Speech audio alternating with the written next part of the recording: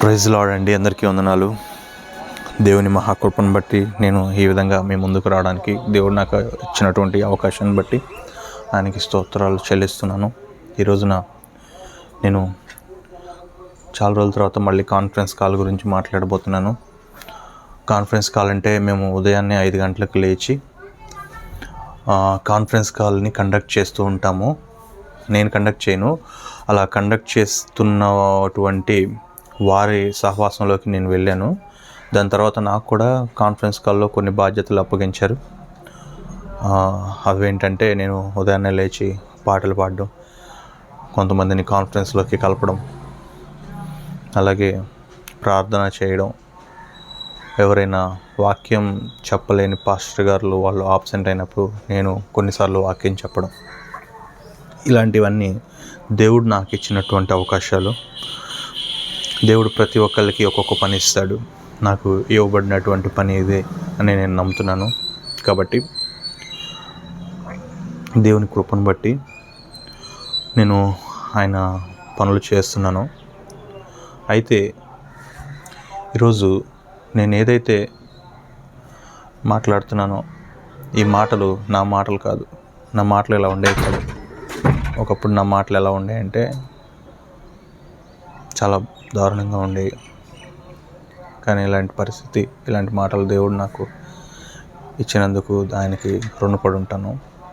మన జీవితం మారాలి అంటే ముందు మనం దేవునిలో ఉండాలి.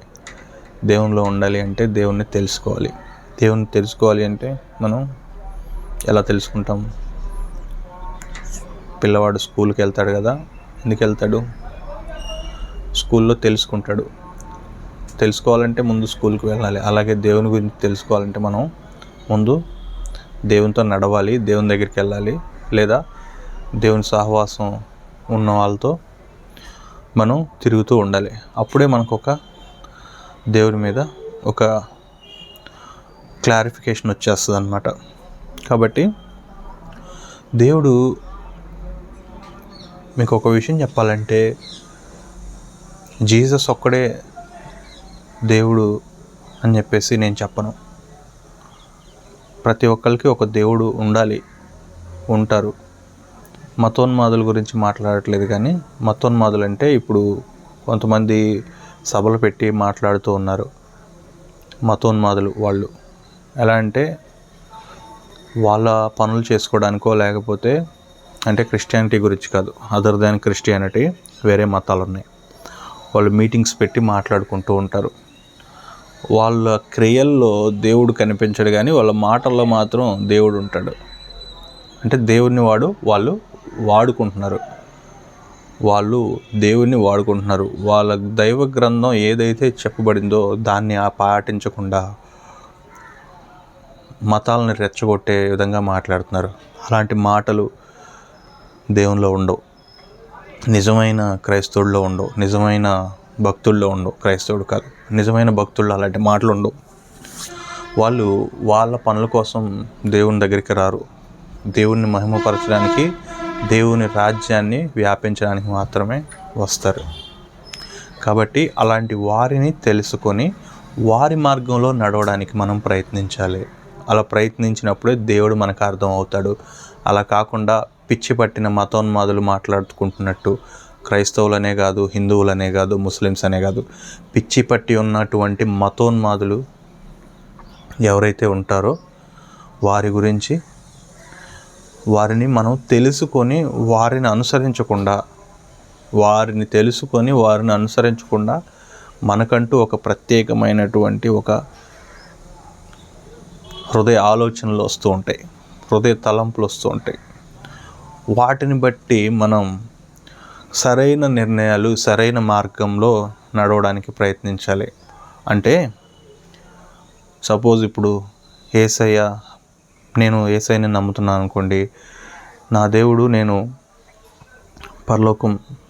దేవుడు ప్రత్యక్షమైన తర్వాత నాకు ఒకలాగే తీర్పు తీరుస్తాడు. ఆయన నమ్మని వాళ్ళకు కూడా ఒకలాగే తీర్పు తీరుస్తాడు. ఆయన నమ్మని వాళ్ళు అంటే ఆయన గురించి తెలియని వాళ్ళు. ఎందుకంటే ఆ బాధ్యత నాది, దేవుని పరిచయం చేయడం. వాళ్ళకి ఆ బాధ్యత నా మీద ఉంది. నా మీద ఉన్నప్పుడు, అది వాళ్ళకి తెలియనప్పుడు దేవుడు నన్ను నన్ను అంటాడనమాట, నువ్వెందుకు నా గురించి వాళ్ళకి ఎక్కువగా చెప్పలేదు అని. దాని ద్వారా తీర్పు తీరుస్తాడు. ఒక మాటలో చెప్పాలంటే